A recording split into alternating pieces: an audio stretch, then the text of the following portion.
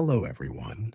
Tonight we're gliding through calm, flower fringed waters into one of the most remarkable cities the world has ever seen. No roads, no traffic, just the gentle creak of your canoe as it cuts across the still lake. On either side of you, floating gardens drift past, blooming with marigolds, sunflowers, and blossoms whose names you probably can't pronounce. Don't worry, neither can most historians. The air smells faintly sweet, not overwhelming, just enough to make you feel like you've wandered into a divine florist's dream. Ahead, the city of Tenochtitlan rises not with skyscrapers, but with stepped temples that shimmer in the gold filtered dawn. Stone towers catch the early sun, canoes glide silently beneath bridges.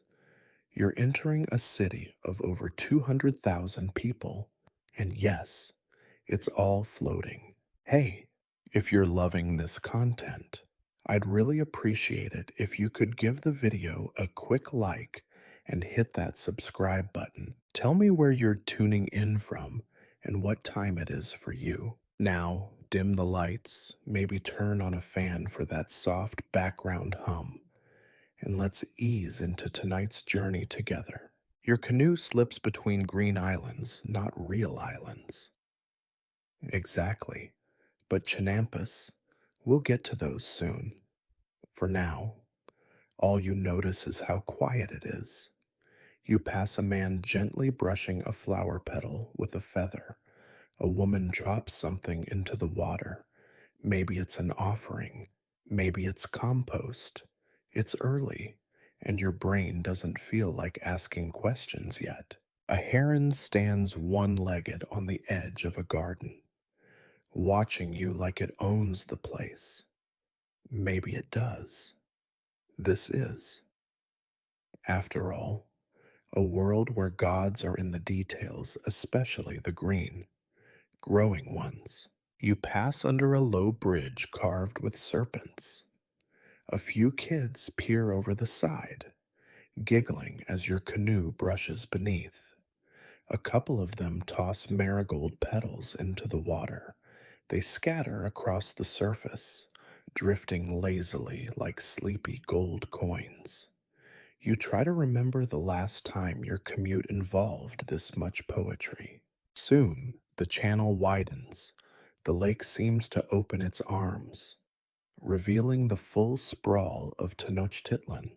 This isn't just a city, it's a water-laced maze, a giant floating jewel set in the middle of Lake Texcoco. Now here's your first reality check.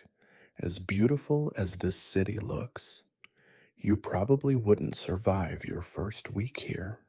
Why? For one thing, the altitude. Tenochtitlan sat at over 7,000 feet above sea level. You'd be huffing and puffing before you even finished your first tortilla. And then there's the chili. Aztecs loved their food spicy enough to make your eyebrows sweat. Their chocolate was bitter. Their tamales could stop traffic.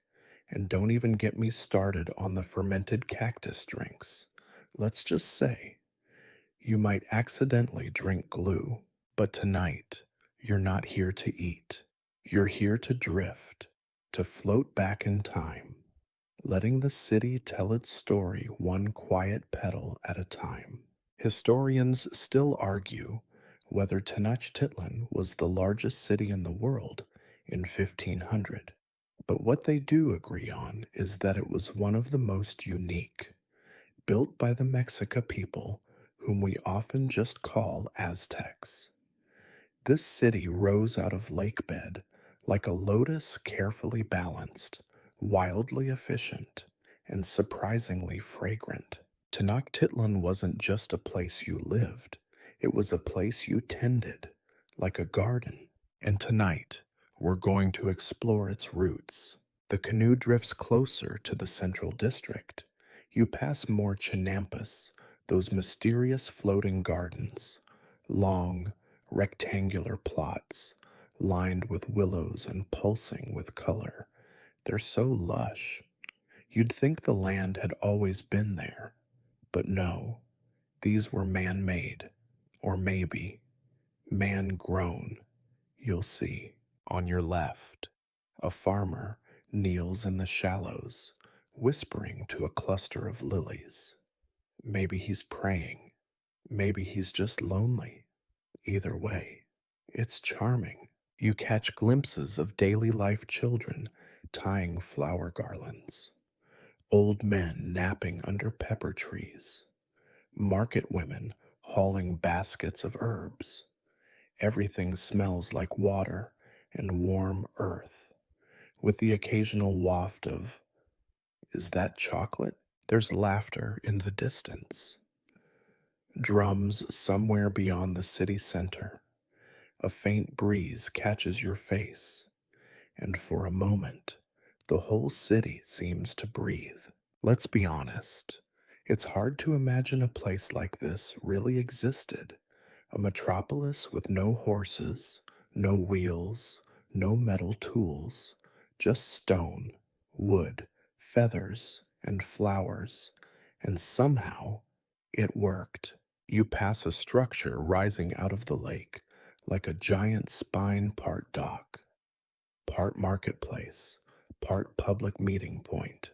From here, you can see the causeways leading out in all directions, each one guarded by gates, the kind you'd need to lift in case of invasion or if the ducks got too bold. You land your canoe beside a floating garden. It's early enough that the mist still clings to the water, and you can see your breath. The soil beneath your sandals squishes slightly, rich with compost and something vaguely citrusy. A young man hands you a flower. You don't know the name of it. He doesn't offer one. He just nods and disappears into the rows of bright green corn. It's going to be a strange day. You step carefully along a narrow path, flanked on both sides by shallow canals. The chinampas stretch out like checkerboards of green, gold, and violet rows of maize, squash, and blooming marigolds stacked with orderly calm. Beneath the quiet surface of these gardens is a brilliant trick you're walking on earth that floats. Well, not floats like a raft, more like it pretends not to sink. These aren't natural islands. They're engineering masterpieces layered with lake sediment, plant matter, and woven sticks. Think of them as compost lasagna, with a side of divine purpose. Historians still argue whether the earliest chinampas appeared in the 10th or 12th century. But by the time you're here, sometime around the 1400s, this system has transformed the lake into a living grid of farmland.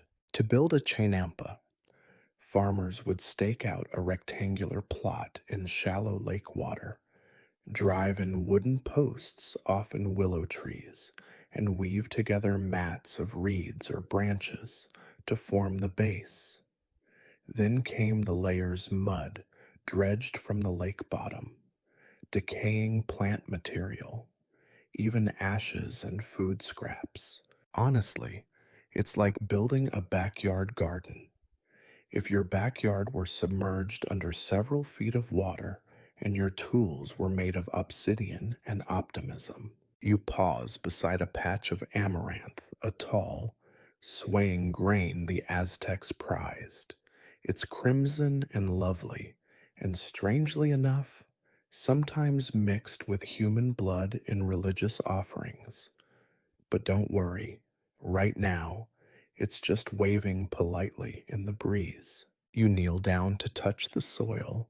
It's spongy, rich, and warm from the morning sun.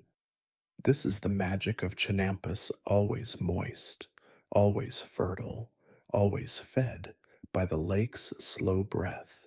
You can practically hear it squish. There's a reason the Aztecs could support such a massive population here. Chinampas were not only productive, they were outrageously productive. Some studies estimate these floating gardens could yield up to 7 harvests a year. 7.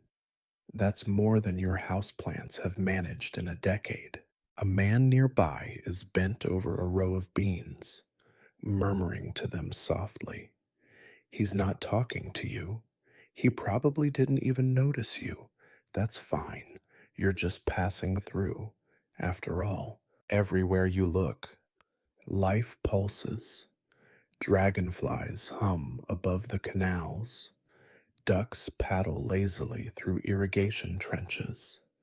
A child nearby tries to balance a basket of flowers on her head, wobbles dramatically, and topples over in a giggle of petals. You stroll past plots of maize, its leaves stiff and whispering. The stalks rise tall, shading smaller plants like chilies and squash, arranged in clever triads. This isn't random planting, it's companion gardening, practiced long before the term made it onto organic food blogs. And beneath it all, the chinampa rests on a base of live willow roots. Those willows do double duty. They stabilize the edges and keep the soil from drifting away. Plus, they're handy shade for those with delicate sunburn-prone skin. Like you, probably. You step onto a small wooden bridge, just a few planks strung together, and watch as a canoe full of tomatoes glides underfoot. The woman paddling gives you a sleepy nod. Her cargo is destined for one of the dozens of marketplaces across the city. You can smell them even from here. Sweet fruit, charred corn cakes, the occasional nose piercing waft of fermented sap. That's pulque. By the way, the Aztecs drank it during ceremonies, or maybe just when they'd had a particularly rough week. You'll get a taste later, probably. But for now, the gardens call. A group of farmers gathers near a narrow irrigation gate, adjusting the flow with flat stones and reed bundles. They don't rush. There's a rhythm to this work. Paced with the sun, there's no clock ticking, just water moving, plants growing, and ducks watching suspiciously from the shadows. It's hard not to feel the peace of this place. Sure, life in Tenochtitlan was demanding taxes to pay, rituals to attend. That whole looming possibility of being selected for sacrifice, but here in the Chinampas, things slow down. You can almost forget the jaguar warriors and obsidian knives. Almost. A nearby farmer hums an old song while spreading lake muck around a pepper plant. His hands are thick with soil. His voice is low and steady, like the lap of the water against the canals. He sings about the maize goddess, Chicomecotl, and how she hides blessings in the roots if you treat her politely. There's something beautiful in the way this city grows on water, with water. Because of water, every canal, every garden, every flower bed is stitched together with intention. Even the dirt tells a story. Quirky fact time.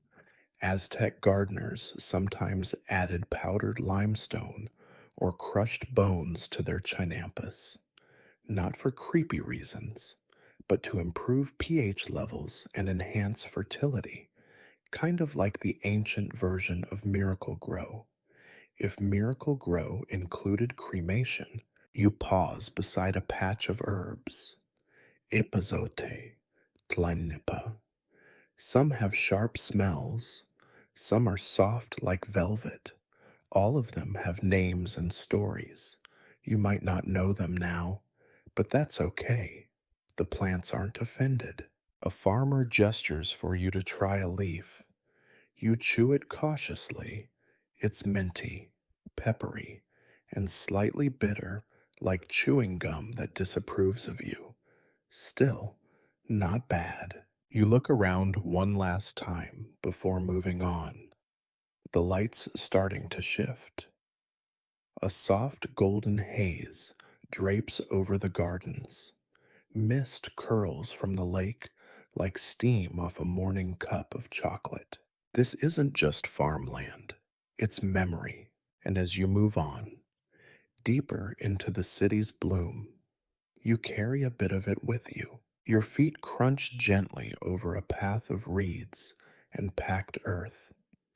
The sun climbs higher now, lazily stretching across the city as if it, too, is trying to wake up. You pass a man spreading mulch that smells suspiciously like fish guts, and you do your best not to breathe too deeply. A nearby parrot squawks what sounds like laughter. You're not sure if it's mocking you or just celebrating breakfast. Now you're heading toward the older chinampas, some of the first floating gardens laid down generations ago. These are slightly less orderly, their edges bulging with years of added sediment, like old suitcases that have seen too many seasons.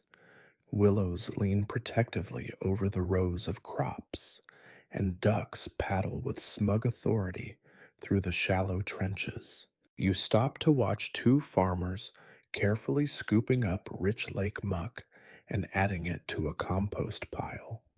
It steams slightly in the morning air. This is the secret to the soil that never sleeps. The Aztecs weren't just tossing seeds and hoping for the best. They engineered a farming system that fed itself over and over again. Chinampas didn't lie fallow, while other parts of the world gave their soil a break.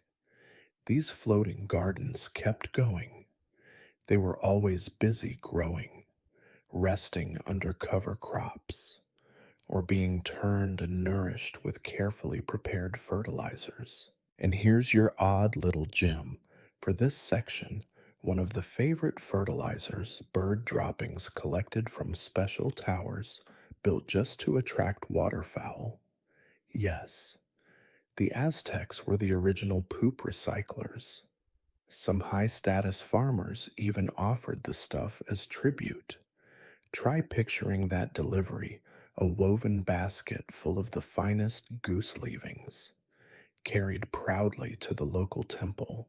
Historians still argue whether these ancient fertilization methods influenced European agriculture later on, or if the Spanish simply took notes and then kept quiet. Either way, the ingenuity is undeniable. You walk a little further, listening as a group of workers chant in rhythm while weaving reed mats for new chinampa foundations. The chanting is soft, low, almost hypnotic. It blends into the sound of water lapping at the roots and the hush of breeze through maize stalks. Everywhere, the idea is balance. Nourish the soil, and it nourishes you. Feed the lake, and it gives you back flowers and food and frogs that might jump into your canoe without warning. It happens. Try to keep your lunch wrapped up. Further along the path, you come across a family working together. One child pulls weeds. Another carefully rearranges river stones to guide the irrigation channel. The grandmother oversees it all while sorting seeds into tiny gourd bowls. She catches your eye, winks, and flicks a bean your way. You miss it, but the duck next to you doesn't. That duck, by the way, is terrifyingly large. You move along. You pass rows of tomato-like tomato plants, their green fruit gleaming with morning dew. Next to them, chilies, tall beans climbing simple trellises, and rows of squash with wide, smiling leaves. This is more than subsistence. This is planned abundance, enough to feed a massive city, plus surplus for festivals, ceremonies, and trade. Everything you see is arranged with care. Certain plots get full sun, others are shaded by trees planted centuries ago. The spacing is intentional, the variety is brilliant, and the system, well, the system is a miracle of mud and math. At one point, you stop beside a small shrine half buried in ivy. A worn carving of a maize goddess looks out across the garden. Offerings of flowers and what looks like bits of tamale are laid at her feet. A few feathers, maybe a copper trinket, even here, among the vegetables and compost, the divine watches. A priest walks by, trailing a faint scent of copal incense. He nods politely. You nod back, trying not to sneeze. This wasn't just a farming technique, it was a philosophy. The soil wasn't seen as just dirt, it was a living body, a partner, a sacred friend. You gave it gifts, and it gave you life. In a society where gods walked with corn husks and sang in the rain, gardens weren't separate from the divine, they were a portal to it. You pause again, kneeling beside a row of herbs. A young girl with a basket hands you a flower you've never seen before, bright red, shaped like a star, and faintly sticky. You smell it, but she gestures, no, this one's for the gods only. Then she giggles and runs off, probably to scare ducks. That seems like a popular pastime. You rise, stretch, and glance back over the rows of thriving crops. It's humbling, isn't it, that thousands of people ate because someone had the patience to build dirt islands in a lake, to whisper to the corn, to spread fish bones in just the right places. You begin walking again toward a rising cluster of stone steps in the distance. That's where the ritual gardens lie. But for now, your mind drifts as slowly as the water at your feet. Around you, the soil hums with quiet work. Leaves tremble in the breeze. A frog croaks, unimpressed. The sun warms your shoulders. You're still surrounded by life, not just growing, but remembering. You climb a small stone ridge, more a rise in the garden than a true hill, and pause to take in the view. Below you, the Chinampas ripple out like a woven green quilt stitched by invisible hands. The canals shimmer, catching patches of sun and shadow. Somewhere to the north, a distant drumbeat echoes, soft, steady, like a city breathing. It's here, at the edge of the old causeway, that you start to see the more ceremonial plots. These gardens weren't just built for food, they were built to match the sky. Aztec priests, astronomers, and farmers worked together in a sort of cosmic gardening committee. They watched the heavens and timed planting, pruning, and harvesting with the movement of the stars. The sun told them when to sow, the moon whispered when to dig. Venus. Well, Venus was kind of dramatic, but she definitely had opinions about when to harvest beans.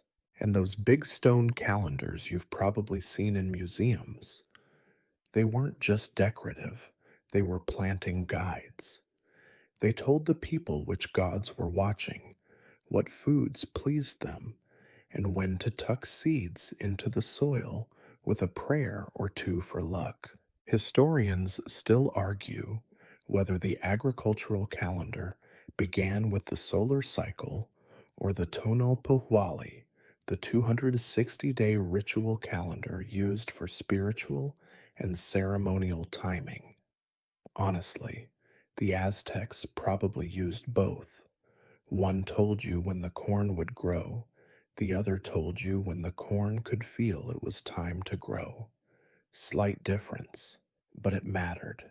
You arrive at a small clearing surrounded by tall flowering bushes. Here, a group of priests kneel in the soil. They're planting cempasúchil bright orange marigolds that, according to belief, help the souls of the dead find their way home. The petals practically glow in the morning sun. You crouch beside them, running a finger along a velvety bloom. It smells like honey and firewood. This flower isn't just for looks, it's a key, a bridge, a sacred flashlight in the dark.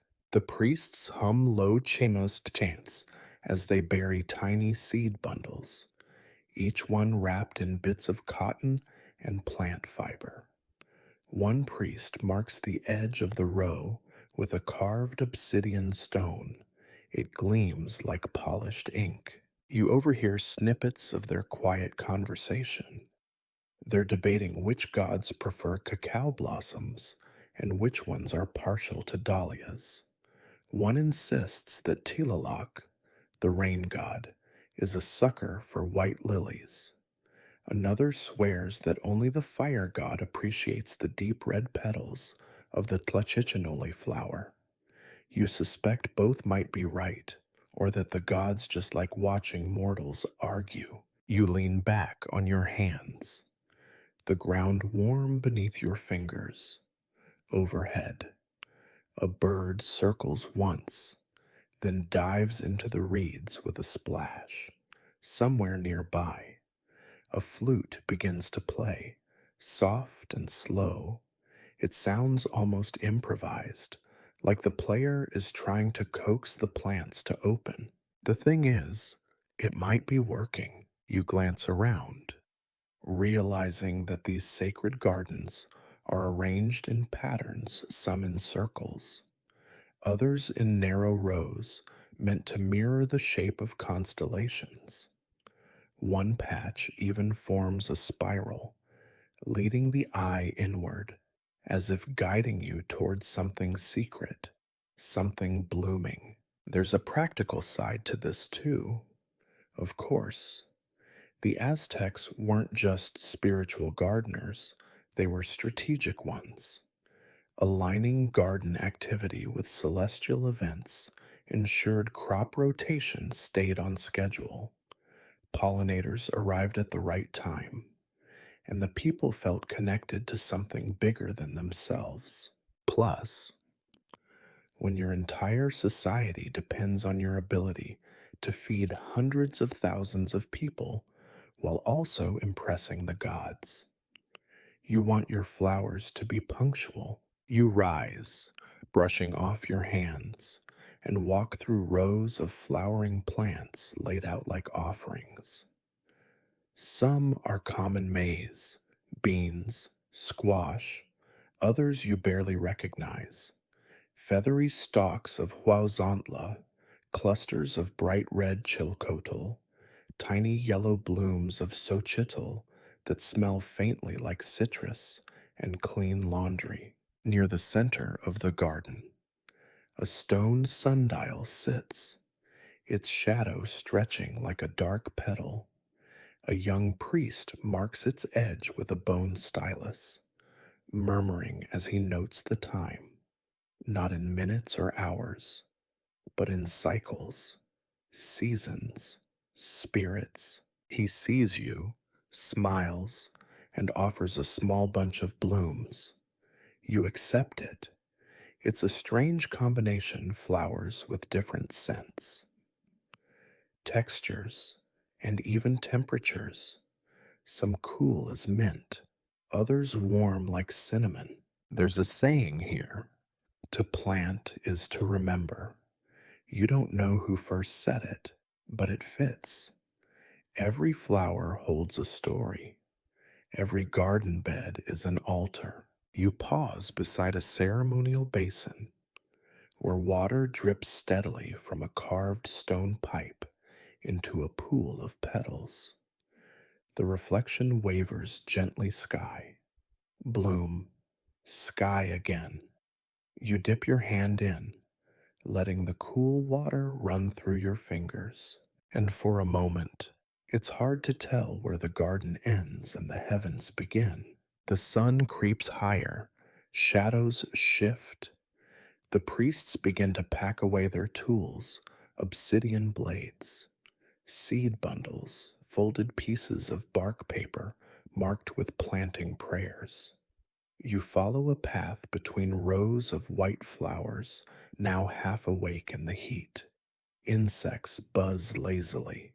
The breeze smells of dust and nectar. You've wandered into a space where time is tracked by color, by bloom, by how far the petals have unfurled.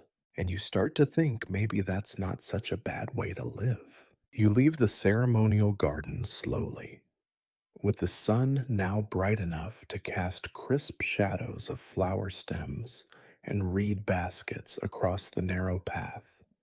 The air has shifted, no longer that soft, chilly dawn mist, but something warmer, drier, carrying hints of pollen and roasted maize from a breakfast cook fire somewhere nearby. Your feet find a smooth path leading into another section of the Chinampas. This one is bursting with color fields of flowers not for food, not even strictly for ceremony, but for offerings, gifts for gods, tokens for lovers, bribes for grumpy officials. Every bloom here has a social life. Here, the flowers that please the gods are grown with the same reverence as any holy icon. Cempasúchil, those orange marigolds, again dominate whole beds. Their scent sharp and rich, the kind that sneaks into your clothes. But they're not alone. There are elegant white Aztec xochitl, star-shaped and pale as moonlight.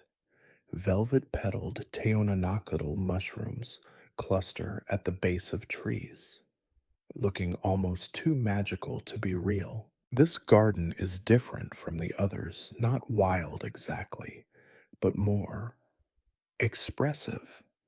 The planting isn't rigid rows, but soft waves and curves. It feels like the gardener wanted you to wander here, not work. Even the paths meander, guiding your steps without telling you where you're supposed to end up. You stoop beside a dense cluster of red tlachichonol flowers. They're warm to the touch, oddly dry, like velvet left in the sun. These were sacred to Huehueteotl, the old fire god, who was sometimes depicted as a wrinkled man carrying a brazier on his back. Imagine your crankiest grandpa if he were literally on fire. But he liked these flowers, thought they burned sweetly. A priest told you once, half joking, half not, that each god had a favorite bouquet. Offer the wrong one, and, well, best not to find out. It's kind of like giving chocolate to someone who's allergic to cocoa, only with more lightning bolts.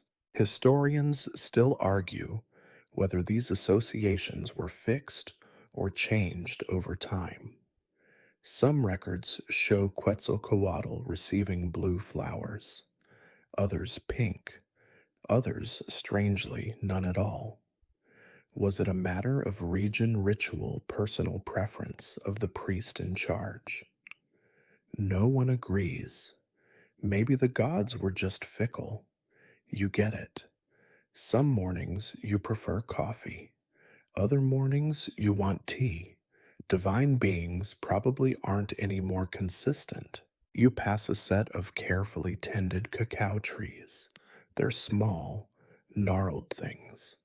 Nothing like the vast cacao plantations of later centuries. But their presence is deliberate. These trees were rare in the high-altitude environment of Tenochtitlan and required serious pampering warmth. shelter, soil richer than gossip. Cacao was precious, used in rituals, marriages, even as currency, and its flowers, those tiny, waxy blooms that clung directly to the trunk, were offered in bowls of warm liquid or pressed into ceremonial cakes. You imagine trying to eat one politely in front of a god, hoping it doesn't stick to your teeth. You pause near a fountain, really just a gourd with a small hole, suspended to drip steadily onto a stone where bees gather. Someone's built a miniature shrine next to it, barely the size of a cat. Inside are petals, a few jade beads, and what appears to be a well chewed corn cob. Offerings come in all forms. Apparently, children dart between rows, giggling as they pick petals for garlands. You spot one boy with his entire face buried in a bunch of lilies, emerging with a sneeze so powerful it startles a nearby goat. Farther on, you reach a shaded alcove built from bent willow branches and woven reeds. It's cool here, the air tinged with the clean scent of damp leaves. This is where flower bundles are prepared, quietly, reverently, each one bound in palm fiber, arranged not just for beauty, but for meaning. You watch an older woman crafting a bouquet meant for the temple of Tlaloc, blue flowers in the center, rimmed with white, a single green fern arching across the top. She hums softly as she works, her hands quick and sure. You want to ask what each flower means, but somehow you know you're not supposed to interrupt. Instead, you find yourself oated on a stone ledge, watching, just watching. It's enough. There's something calming in how these people treat plants, not just as decorations or resources, but as companions, spirits, even personalities. That vine might be stubborn, that blossom moody in the heat. This one refuses to open if you're in a bad mood. Honestly, you respect the drama. Quirky fact time: some Aztec gardeners gave their flowers little pep talks, not out loud unless they were alone, but with gestures, touching, singing nearby. It's not so different from modern folks naming their houseplants. Only these names weren't jokes, they were prayers. Eventually, the flower bundles are finished. They're carried away in silence, heading toward temples where chants, incense, and sacrifice await. You won't follow them. Not yet. Instead, you lie back in a patch of grass that smells faintly minty and floral, shaded by a willow tree older than most stories. You can hear the bees again, the quiet splash of a canoe pole in the canal, someone humming a song that might be about flowers or lost love or breakfast. It's hard to tell. And as the sun filters through the trees, scattering speckled light across your eyelids, you realize something. Even gods need flowers, and even flowers need time to bloom. You sit up slowly, brushing crushed petals from your shoulder, and glance across the canal. A line of canoes is gliding by, their cargo bundled in cloth and leaves. Some carry flowers, others fresh produce, and a few you swear contain nothing but frogs in clay bowls. A young boy rows one handed while eating a tamale, multitasking, Aztec style. You decide to follow the boats, walking along a shaded canal path that winds toward the edge of a market district. As you go, the gardens begin to change again. Gone are the ceremonial blooms and delicate herbs. These plots are practical, densely packed with staples maize, beans, squash, chilies, and amaranth. You can feel the shift in mood. This is where the feeding of the empire begins. You stoop beside a maize plant, tall and firm, its green blades whispering with the wind. The kernels aren't golden yet. They're still pale and growing, but they already look promising. Next to it, you spot a sprawl of squash vines, their wide leaves overlapping like shields. Beans snake upward on stalks and lean lovingly toward the sun. This is the famous Three Sisters planting method maize, beans, and squash grown together in mutual support. The maize gives the beans a pole to climb. The beans return nitrogen to the soil. The squash shades the ground and keeps it moist. It's gardening with friendship bracelets. Historians still debate whether the Aztecs borrowed this trio from earlier Mesoamerican cultures or developed their own variant. Either way, it works like magic, symbiotic farming, long before science gave it a fancy name. You duck under a low hanging branch and find yourself face to face with a chili pepper bush. Dozens of green and red pods dangle like tiny firecrackers. You reach out, gently, carefully, respectfully. These are not peppers to mess around with. Some were so spicy. They were used as punishment smoke from burning chiles, could be a lesson for misbehaving children or unlucky prisoners. That's one way to clear your sinuses. Still, when used well, they were flavor gold. You imagine grinding them on a stone slab, mixing them with ground squash seeds and roasted tomatoes, maybe adding a hint of bitter cacao. Maybe. Okay, you're getting hungry. You keep walking. A farmer nearby is using a broad bladed hoe to clear weeds from between rows of amaranth. The grain is tall, fluffy, and oddly regal looking, like it's wearing a feathered headdress. You remember that amaranth wasn't just food, it was sacred. Warriors ate it for strength. Priests shaped it into figures of gods, sometimes mixed with honey, sometimes with something else. Remember that earlier mention of blood and food offerings? Yep, sometimes. Those amaranth figures were sprinkled with a few drops during rituals and then surprise eaten. Honestly, it's somewhere between Holy Communion and very intense snack time. You pass a drying rack strung between two trees, where bunches of maize husks hang like ghostly lanterns. A woman in a bright woven cloak sits nearby, removing kernels from cobs and humming under her breath. Her lap is full of corn, and she moves with practiced ease. It's not glamorous, but it feeds everyone. You sit beside her for a while, just watching.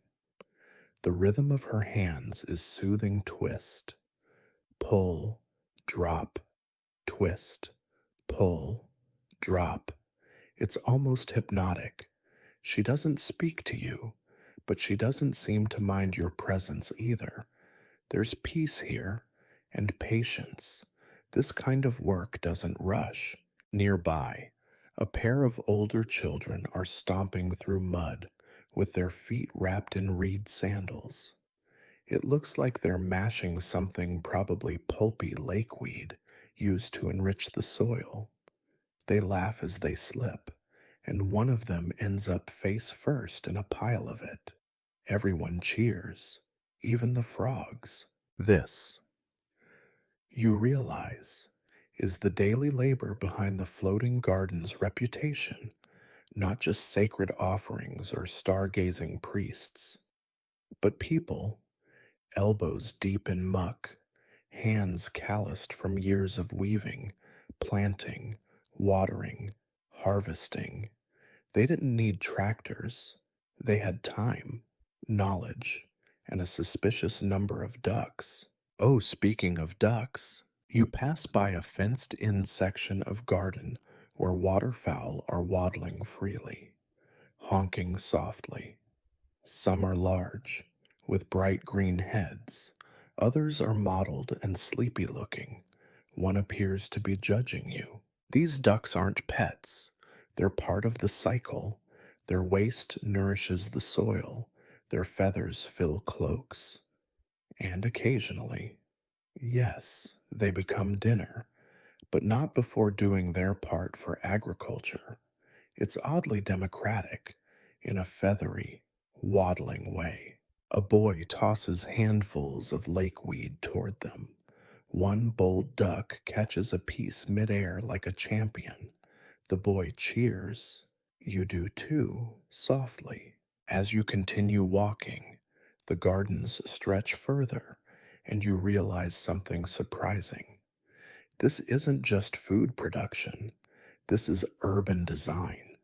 The entire city was shaped around these chinampas, the canals, the causeways, the bridges, all built to serve both transport and cultivation. Tenochtitlan wasn't built despite the lake, it was built with it. That's what makes it so astonishing. Most civilizations tried to beat back nature. The Aztecs invited it to dinner and then asked it to stay. You climb a small embankment and look back one more time at the gardens you've passed. From here, it's a living painting color, movement, silence, and song. A world built on water, but rooted in the oldest kind of wisdom. If you care for the earth, it will care for you, and maybe, just maybe, it'll let you grow something beautiful. You follow a narrow footbridge over a calm canal, its surface broken only by the ripple of a turtle slipping silently into the water. The air here feels cooler, more sheltered, and the sunlight filters through tall papyrus stalks that sway like dancers in slow motion. The further you walk, the more you notice this area of the gardens is quieter, more focused. It's where the experiments happen. That's right, this is the research district, not marked by signs or stone columns, but by the curious way gardeners are working. Here, the chinampas become laboratories, field trials, if you will. Some plots contain just one crop row after row of identical maize plants, each tagged with a color coded ribbon. Others mix strange combinations, peanuts and peppers, gourds and wildflowers, even tobacco alongside beans. You pause to watch a young man carefully measuring the height of a sunflower using a stick marked in finger widths. He jots the result on a bark paper scroll with a charcoal stub, glancing occasionally at the sky, as if checking the light. It's not magic, and it's not quite science, but it's absolutely methodical. Turns out, the Aztecs didn't just grow crops, they tested them, improved them, selected for sweetness, strength, color, even shelf life. If a flower wilted too fast, out it went. If a chili had more kick than a priest on a sermon binge, that one got planted again over time. They crafted a genetic legacy century after century of homegrown trial and error. Historians still argue whether this counts as formal plant breeding. Was it a scientific process or just intuition sharpened over generations? The answer is probably both. A little instinct, a little note taking, a whole lot of watching plants like a nervous first time babysitter. You stroll further and come across a group of gardeners standing in a circle around a raised bed of medicinal herbs. They're discussing something in hushed tones, occasionally gesturing at a plant with thin, needle like leaves. One woman snips a stem and crushes it between her fingers.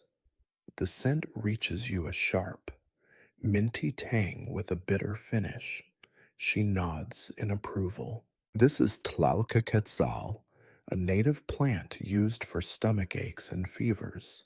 Right next to it, yautli, used in rituals for cleansing and grief. Beyond that, zoopatla, reserved strictly for trained healers and midwives. Not every plant here is for public use. Some, if misused, could ruin your whole week, or worse. You kneel beside a low growing vine with small purple flowers. One of the gardeners sees your interest and explains softly that this plant is used to treat insomnia. They dry the leaves, steep them in water, and drink the infusion before bed. You smile. Sounds familiar. History's first sleep aid, grown right here, beneath the humming insects and soft waving reeds. A few paces away, another gardener is planting something new, carefully, reverently. It's Cacaloxochitl, a rare and prized flower used in heart tonics and spirit offerings. The name means crow flower, and yes, it looks a bit like one. Its blackish purple petals flaring out like wings. It grows slowly, requires patience, shadow, a little neglect. It's the introvert of the garden. You keep walking, realizing how much of this place is about balance, trial and error. Yes, but also respect. They didn't just test for higher yields, they tested for meaning. Will this plant soothe? Will it endure heat? Will it please the gods? Will it make your grandmother's cough go away? You pass a shaded bench, just a plank of wood laid across two stone bricks, and decide to sit for a moment.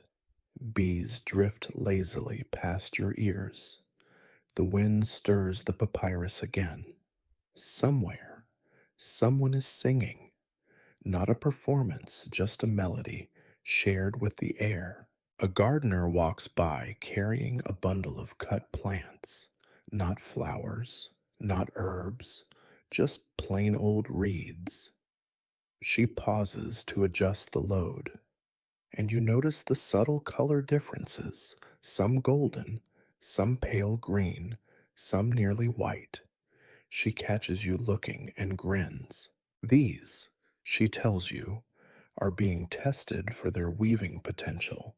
Stronger fibers, finer textures, longer strands. Not every garden grows food. Some grow baskets, or fishing nets, or mats for sleeping. You nod and watch as she disappears into the shade again, trailing the soft scent of lake and sunlight. Quirky fact time. Some chinampas were used almost entirely for dye plants. Reds from cochineal insects, blues from anil leaves, yellows from marigolds, and green, oh, so many greens from mosses, algae, and the sap of certain shrubs. The Aztecs didn't just dress in feathers and gold, they wore gardens. You pass one of these dye plots now, rows of plants with faded flowers but potent pigments. One gardener holds a length of cloth, dipping it into a clay basin of green liquid. She holds it up to the sun, squinting, then sighs and shakes her head. Not bright enough. Back to the drawing board. This was the quiet genius of the Aztec system. It wasn't just abundance, it was variety. Every part of the empire was represented in these gardens' mountain herbs. Jungle dyes, highland tubers. Tenochtitlan wasn't just a city, it was a curated ecosystem, a living archive of 100 landscapes. And here, among the soil and sun, the gardeners were its librarians. You rise again, stepping carefully between rows. You feel a sort of admiration blooming in your chest. These weren't just farmers, they were researchers, designers, alchemists of the dirt, and maybe, just maybe, you start to feel like one of them. The sun has climbed a bit higher now, and the gardens around you shimmer with that gentle, golden haze that only happens when water and warmth mix just right. A dragonfly hovers near your face, inspecting you like a tiny, winged border guard, then darts off. Apparently, you've passed inspection. You continue walking, this time toward a section of the Chinampas known for one specific crop flowers grown not for gods, not for medicine, and not even for food, but for beauty. Pure, stubborn, fragrant beauty. This part of the garden smells different, sweet, heady, even a little overwhelming if you breathe too deeply.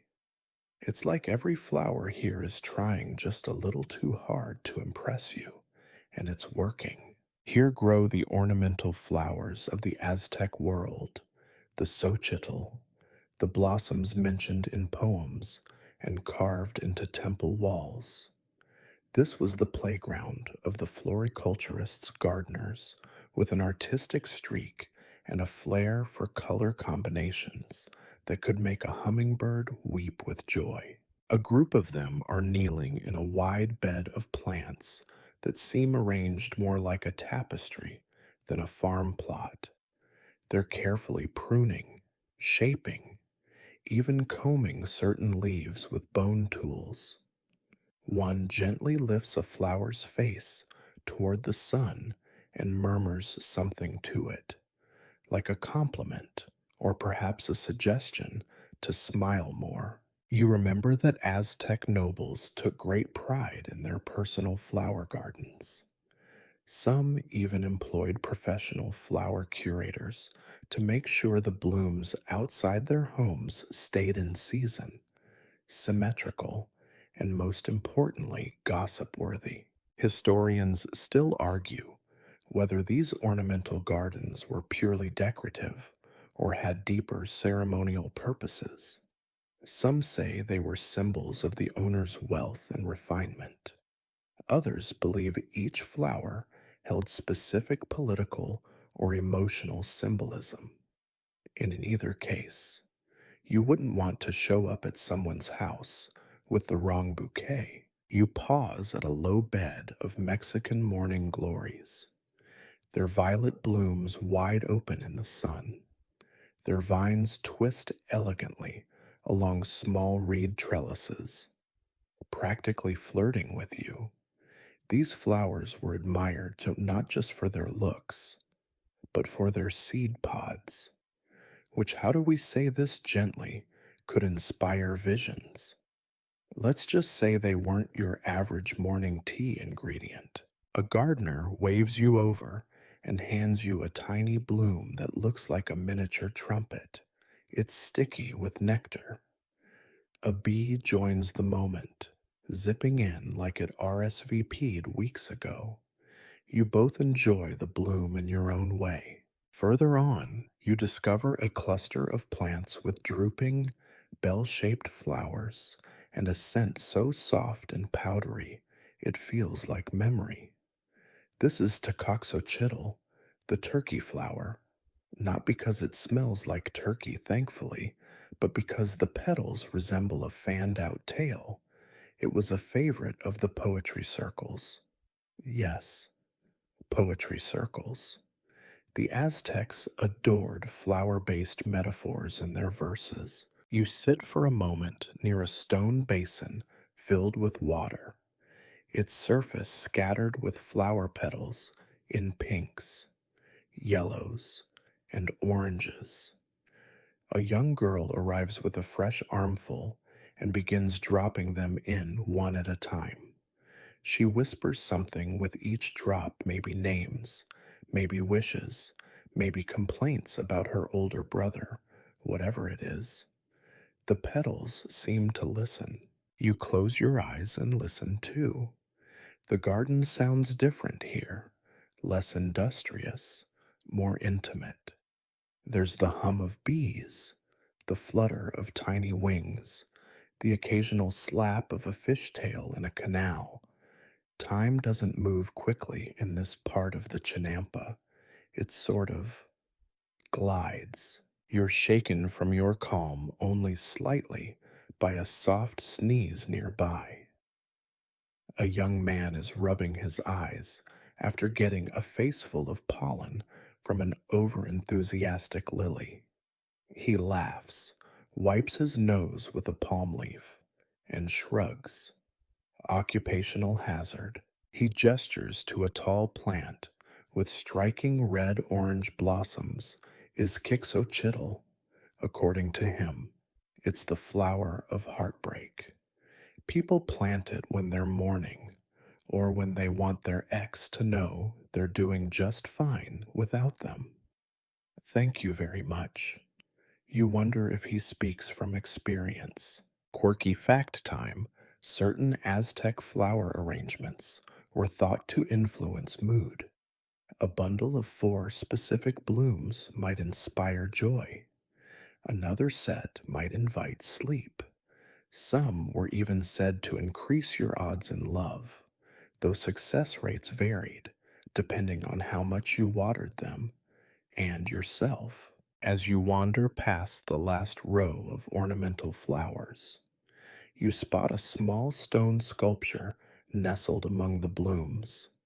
It's not large or grand, just a kneeling figure holding a blossom to their chest. You realize this isn't a statue of a god, it's a gardener. Maybe it's just an old tribute, or maybe it's a reminder in a world of empires and temples. Someone still had to tend the flowers, pull the weeds, choose the colors, and that, maybe, was its own kind of holiness. You rise slowly, the scent of flowers clinging to your sleeves, your hair, even your breath. It's like you've been gently baptized in perfume. You follow a narrow path back toward the wider canals, and as you do, a line from an old Aztec song drifts into your memory. In the house of springtime, we are all made of flowers. It sounds a little cheesy out of context, but right now, walking through a living world stitched together by color, by scent, by care, it makes perfect sense. The sun shifts lower, and you find yourself wandering toward the edges of the Chinampas, where the gardens meet the city's bustling streets. The air grows warmer here, carrying distant sounds of merchants calling, children laughing, and dogs barking in slow, sleepy cadence. It's the meeting place of two worlds cultivated calm and urban life. You pause at a small bridge made of woven reeds and wooden poles, peering down into the water below. The canals here are teeming with life. Fish dart in silver flashes, and water beetles skim the surface, leaving tiny ripples like secret messages. A fisherman nearby gently pushes his net, humming a tune you don't recognize but feel the softness of. This part of the gardens is famous for one very peculiar crop water lilies, not the giant lotus variety, but smaller species that bloom quietly, almost shyly. In the shallows, their white petals open like tiny lanterns at dawn and close before the afternoon sun gets too cheeky. Water lilies weren't just beautiful, they were edible. The Aztecs harvested their seeds, roots, and flowers for food and medicine. The seeds, roasted or ground, provided a crunchy snack or thickener for stews. The roots, surprisingly, tasted a bit like chestnuts and were a welcome change from the usual maize routine. You spot a woman carefully gathering a handful of lily pads, her fingers deft and sure. She dips one in a basket lined with leaves and smiles at you, a silent invitation to watch, but not touch. You nod politely, pretending you understand the unspoken rules of water garden etiquette. Historians still argue about how extensively water lilies were cultivated versus gathered wild. Some say they were a vital food source in lean times. Others think they were more symbolic, used mainly in ritual dishes. Either way, they were part of the urban diet, quietly supporting a vast population. Nearby, a boy is crouched by the canal edge, his toes dangling in the cool water. He's watching a cluster of frogs that seem to be having a noisy meeting. The boy giggles, whispering jokes to them. You can't help but smile. It's a reminder life here wasn't all work and ceremony. There was laughter and lightness. A few steps away, you notice baskets filled with algae, floating mossy mats known as tequitlatl. This aquatic plant was harvested, dried, and pressed into cakes. These cakes were a beloved snack and a nutritional powerhouse, full of protein and vitamins. You pick up a small piece, feeling its dry, brittle texture. It smells faintly of earth and water, not exactly gourmet, but enough to keep a city alive. You imagine the satisfying crunch as it breaks between teeth. Quirky fact time. Some Aztec markets sold algae cakes as travel snacks for long journeys. Think of it as an ancient energy bar minus the chocolate drizzle. Moving on, you encounter a man repairing a wooden sluice gate that controls water flow between chinampas.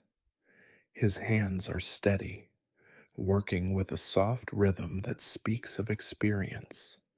Water management was a delicate balance here. Too much water, and the gardens drowned. Too little, and they withered.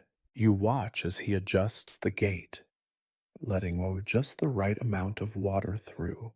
It's a subtle art, blending engineering with a gardener's intuition.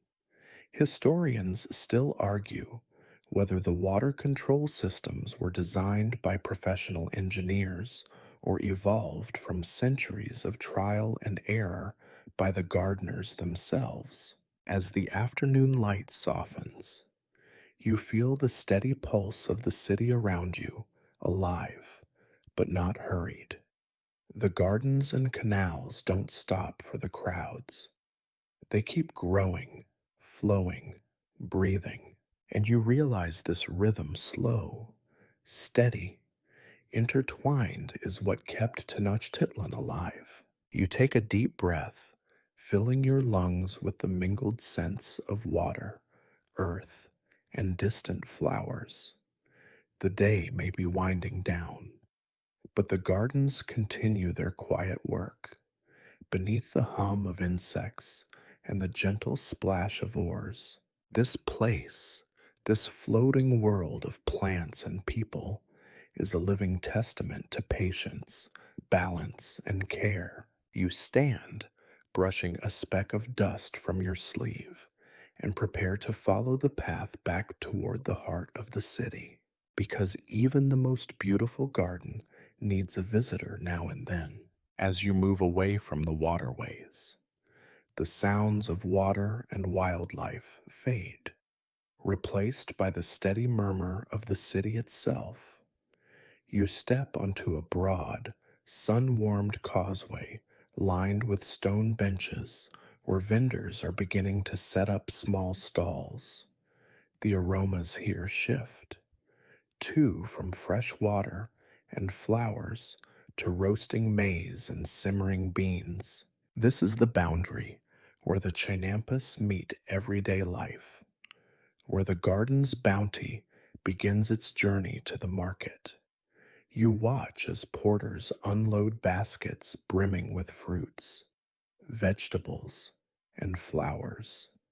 The baskets are woven so tightly that none of the contents spill a testament to generations of perfected craftsmanship. One particular basket catches your eye, filled with small, dark green squash you've never seen before.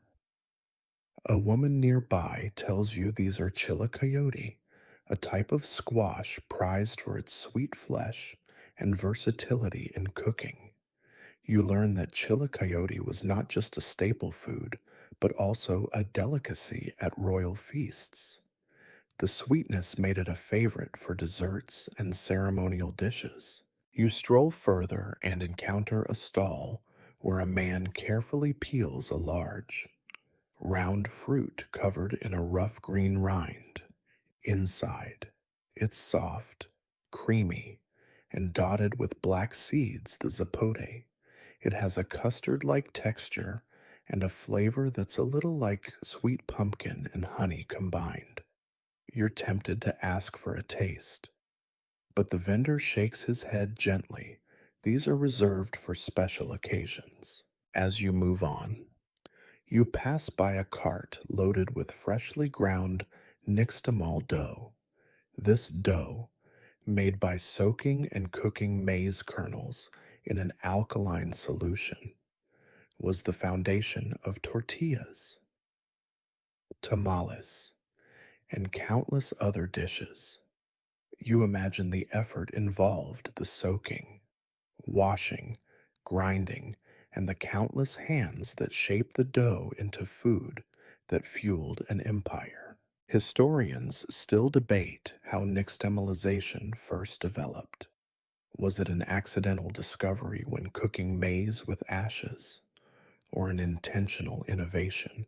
Either way, it revolutionized the nutritional value of maize, making it more digestible and rich in niacin, helping prevent diseases like pellagra. Nearby, a group of children chase each other around a low wall, laughing and shouting. One trips and falls into a pile of dried chili peppers, sending a cloud of bright red powder into the air.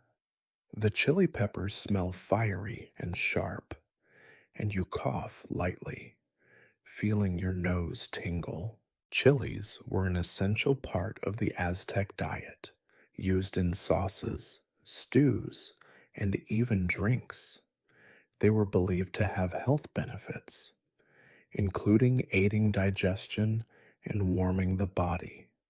Plus, they gave food a kick that city life clearly needed. A woman at a nearby stall is weaving baskets from reeds, her fingers deft and practiced. She explains that basket weaving was an art passed down through families, and that certain patterns had meanings: protection, fertility, or good harvests. The baskets themselves were as much a part of the garden system as the plants used for transporting, storing, and presenting the garden's gifts. Quirky fact time. Some baskets were even designed to be fragrant, woven with aromatic herbs to keep food fresh and insects away, a kind of ancient freshness technology. You pause to watch a pair of elderly men sitting quietly on a bench, smoking small pipes filled with tobacco leaves. Tobacco had a sacred status, used in rituals and healing practices, but also enjoyed socially. The smoke curls lazily upward, carrying stories and prayers along with it. As the sun begins to dip, casting long shadows over the marketplace, you realize that these gardens and their produce were more than just sustenance. They were woven into the very fabric of daily life food. Medicine, art, commerce, and community all growing together. You take a deep breath. The rich smells of earth, spice, and smoke filling your senses. It's a comforting blend, reminding you that life here was complex but connected, practical yet beautiful. And as you step back toward the gardens, you feel the steady heartbeat of Tenochtitlan beneath your feet, a city grown not just on stone and sweat, but on roots and blossoms. You leave the bustling marketplace behind and wander back toward the quieter edges of the Chinampas, where the gardens grow a little wilder and the city's noise fades into a gentle hum. Here, the focus shifts from food and flowers to medicine plants that healed, soothed, and sometimes confused those who relied on them. You find yourself at a small patch of land where herbs grow in neat rows, their leaves glistening with morning dew. A healer, a tecedal, as the Aztecs called them, is tending to the plants, carefully clipping sprigs and placing them into a woven basket. She wears a simple cotton robe embroidered with subtle green patterns, and her eyes are calm and knowing. You learn that Aztec medicine was a delicate balance of herbal remedies, ritual, and practical knowledge. These gardens were not just pretty, they were apothecaries, pharmacies, and laboratories all in one. One of the herbs catching your attention is tlachichinoli, a plant with narrow leaves and tiny white flowers. The healer explains that it was used to treat fevers and digestive troubles. She crushes a few leaves between her fingers, releasing a sharp, fresh scent that tingles your nose. Nearby, you spot a bed of Cuitlaxochitl, the Aztec marigold. Its bright orange blossoms weren't just ornamental, they had antiseptic properties and were used in salves for wounds. You watch as the healer delicately strips petals, mixing them with crushed roots and water to create a soothing paste. Historians still argue whether Aztec medicine was more influenced by spiritual beliefs or empirical observations. Some suggest the rituals around healing were as important as the herbs themselves, creating a holistic approach that combined mind, body, and spirit. A quirky tidbit catches your ear. Certain herbs were believed to help with dreams, either to inspire prophetic visions or to ward off nightmares. One plant, Xochitlpatli, was sometimes burned before bedtime, its smoke thought to invite peaceful sleep. You imagine the gentle aroma wafting through a room as someone drifts off into a deep, restful slumber. The healer smiles and offers you a small bundle of dried herbs tied with a thin strip of bark. For your journey, she says softly. You tuck it into your pocket, grateful for the unexpected gift. As you walk away, you notice a pair of hummingbirds flitting among the flowers, their wings a blur of motion and color. They seem to be sipping nectar from the marigolds, as if the plants themselves have become a tiny, bustling pharmacy for the local wildlife. You pause to listen to the sounds of the garden water trickling, leaves rustling, the distant laughter of children playing near the canals. It's a quiet symphony, soothing and steady. You realize that these medicinal gardens were more than places of healing. They were places of hope, resilience, and connection to the natural world. And as the light fades gently around you, You feel a soft calm settling over your mind, carried on the scent of herbs and the promise of rest. The evening air cools as you leave the medicinal gardens behind and drift toward a quieter, more secluded part of the Chinampas. Here, the plants grow a little taller, the shadows a little deeper, and the whispers of the city feel like distant echoes. You find yourself among a cluster of trees, fruit trees, mostly that seem to gather the last light of day like precious jewels. Their branches are heavy with small, round fruits, some bright yellow, others a soft, dusty green. One tree, the pizza huac, catches your eye. Its fruit is said to taste like a mix of pear and melon, juicy and sweet, but also with a hint of something herbal, like a secret the tree is only willing to share if you lean in close. You pluck one gently and bite in, the juice running down your chin as the flavors unfold slowly. It's refreshing, almost calming, perfect for the end of a day spent wandering through gardens and markets.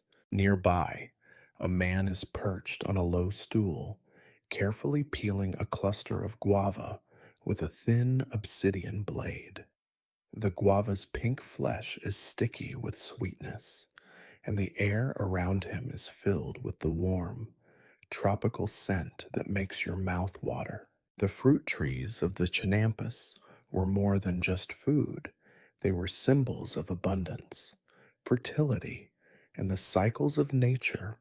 Some trees were considered sacred, their fruit reserved for ceremonies or gifts to the gods. Historians still argue whether these trees were deliberately planted as part of the Chinampa system or if they grew wild and were later integrated into the gardens. Either way, their presence added shade, fragrance, and diversity to the floating landscape. You wander toward a small bench made of carved stone, resting beneath the wide canopy of a mamey tree. Its large, leathery leaves rustle softly in the breeze, creating a lullaby of sorts. As you sit, you notice a tiny creature scampering across the roots, an agouti, a small rodent native to the region. It pauses to nibble on a fallen fruit, then looks up at you with curious eyes before disappearing into the underbrush. You smile, thinking about the delicate balance of life here: humans, plants, animals, all intertwined in a dance that's both ancient and ongoing. Quirky fact time: the Aztecs believed that certain fruit trees had guardian spirits. To honor these spirits, they would leave offerings of flowers or food at the base of the trees, hoping for protection and a bountiful harvest. You imagine a gardener centuries ago kneeling in this very spot, whispering thanks to the tree, feeling the cool shade and the promise of sweetness yet to come. As twilight deepens, the garden seems to exhale, the day's warmth giving way to a gentle coolness. The fruit trees stand silent sentinels, their branches heavy with gifts for those who know how to find them. You rise from the bench, brushing a stray leaf from your sleeve, and prepare to follow the winding paths back toward the heart of the Chinampas, your senses full of the day's quiet wonders. You continue along a narrow path bordered by thick reeds, the soft rustling of their leaves creating a gentle soundtrack for your slow journey. The air carries the faint, sweet scent of blooming flowers mixed with the earthy smell of damp soil and fresh water. As you walk, you notice a small group of workers harvesting something unusual: amaranto, or amaranth, a grain unlike any other you've encountered. Its tiny seeds shimmer in the fading light, almost like tiny pearls scattered on the plants. Amaranth was highly prized by the Aztecs. It wasn't just food, it was a sacred crop, tied closely to their religious ceremonies and myths. The seeds were ground into flour for tortillas, popped like popcorn, or pressed into sweet cakes mixed with honey and seeds. You watch as a woman carefully gathers the stalks, her hands steady and practiced. The grain seems delicate, but it was surprisingly resilient, thriving even when other crops struggled. Historians still debate the extent to which amaranth was grown commercially versus harvested wild. Some evidence suggests that its importance declined sharply after the Spanish conquest, but today it's enjoyed a quiet resurgence among health conscious eaters worldwide. Nearby, a child plays with a handful of popped amaranth, tossing the tiny grains into the air like confetti. The kernels catch the light, sparkling as they float down around him. You smile at the simple joy of this moment, a reminder that even the smallest details can hold wonder. You move on, passing a row of bright chilies hanging from ropes to dry in the gentle breeze. The color is almost hypnotic deep reds, fiery oranges, and yellows that seem to glow softly as the sun sinks lower. Chilies weren't just food, they were a form of medicine and a symbol of vitality. The Aztecs believed that the heat from chilies could drive out evil spirits and keep the body warm during cooler nights. Quirky fact time: the Aztecs sometimes used chili infused water as a facial treatment, believing it improved complexion and warded off fatigue. You imagine the slight sting of the spicy rinse, definitely not a spa day for the faint hearted. A little further, you glimpse a pair of women weaving reed mats beside a canal. These mats weren't just floor coverings, they served as beds, partitions, and even fishing aids. The art of weaving was a skill passed down through generations, blending utility with quiet beauty. You pause to admire the intricate patterns, geometric shapes, and lines that seem to tell stories. Though you can't quite decipher their meaning, the rhythm of their hands moving together is almost hypnotic. The soft tapping of reeds against wood blending with the garden's ambient sounds. Historians still argue about the origins of these weaving patterns. Some believe they represent celestial maps.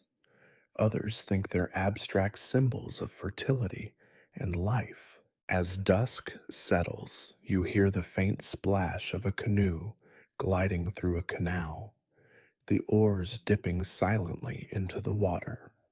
The gentle lapping creates a soothing rhythm, perfectly in tune with the slow heartbeat of the Chinampas. You breathe deeply, letting the calm wash over you. Here, amid the plants and quiet industry, the world feels balanced, steady, and patient. And as night begins to fall, you prepare to follow the fading light, ready for whatever the Chinampas will reveal next.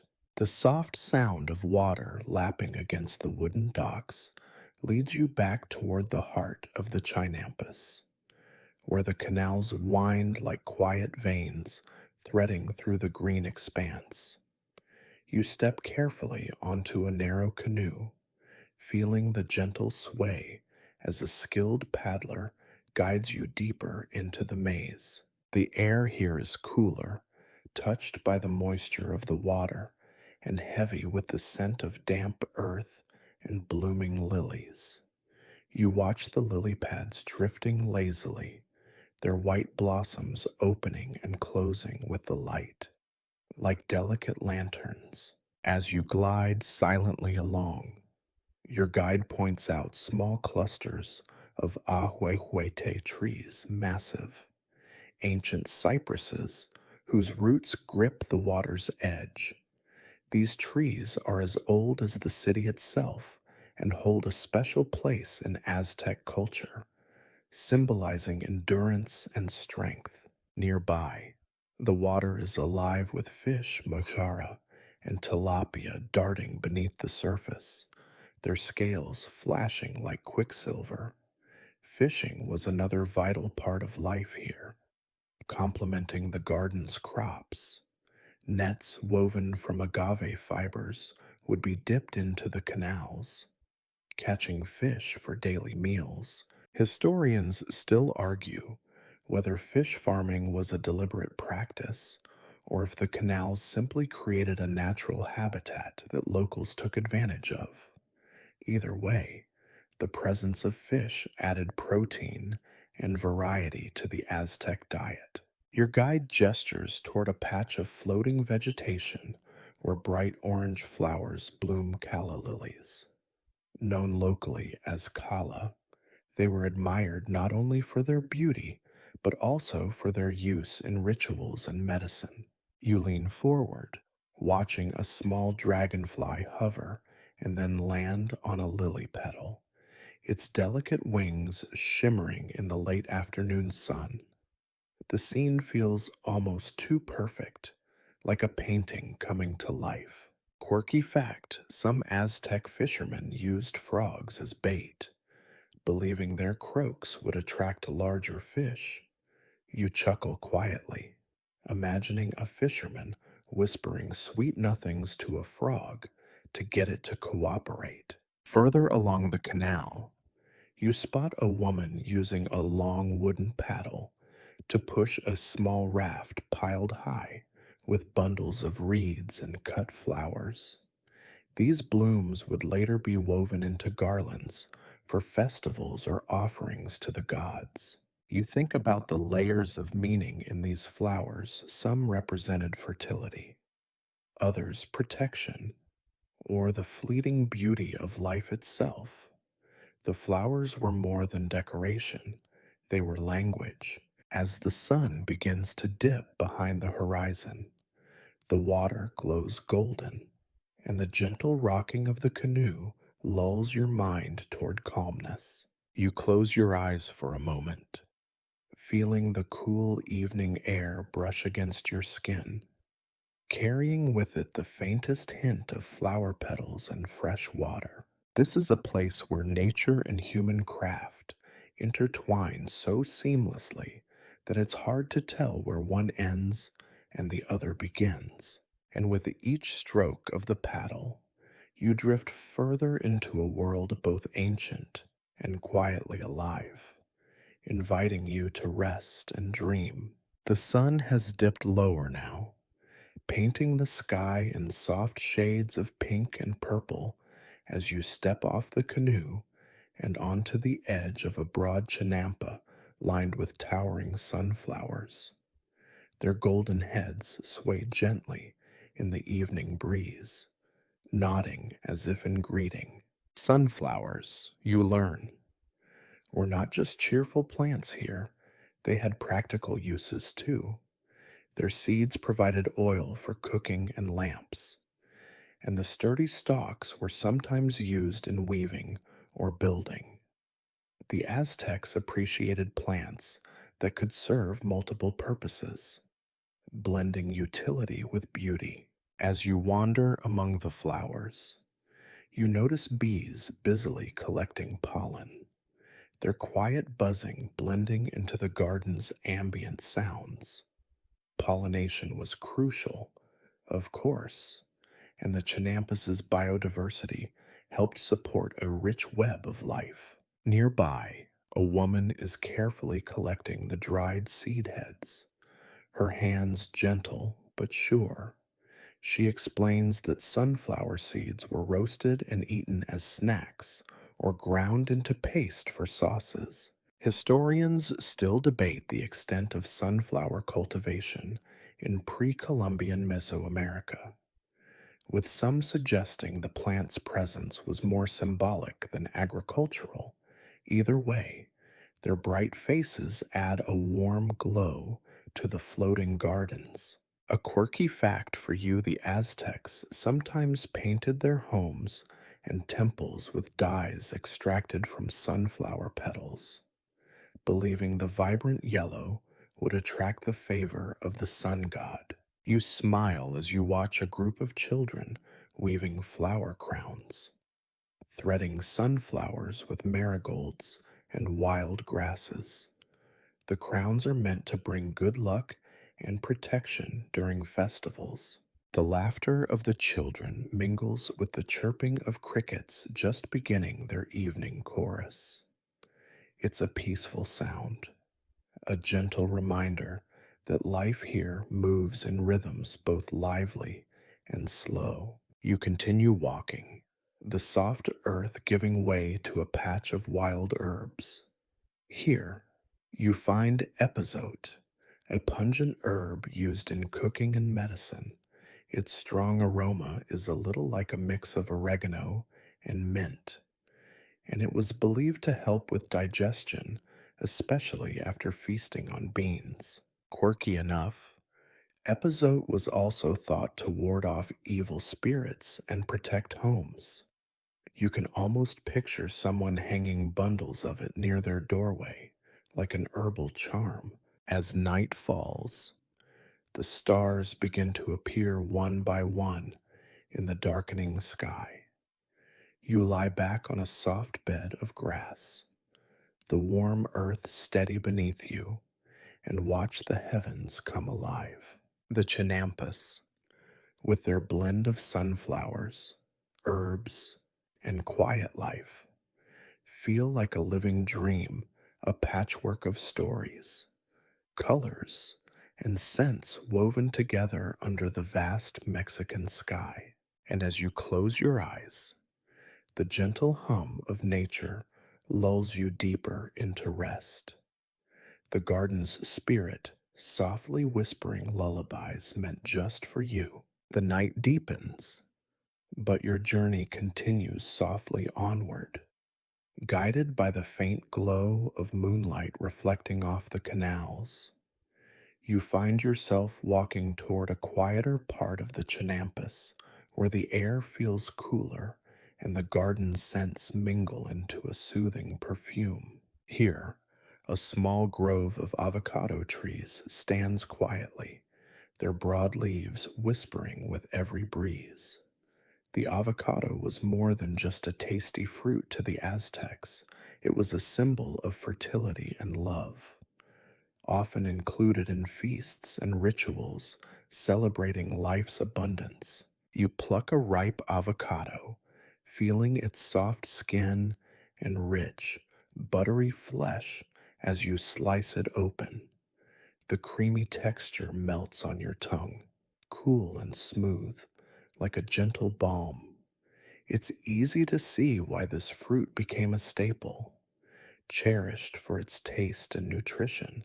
Nearby, you spot a basket woven from palm fronds, filled with other garden treasures: chayote, a type of squash with tender, pale flesh; nopales, the flat pads of prickly pear cactus; and quilites, leafy greens that were a common, nutritious snack.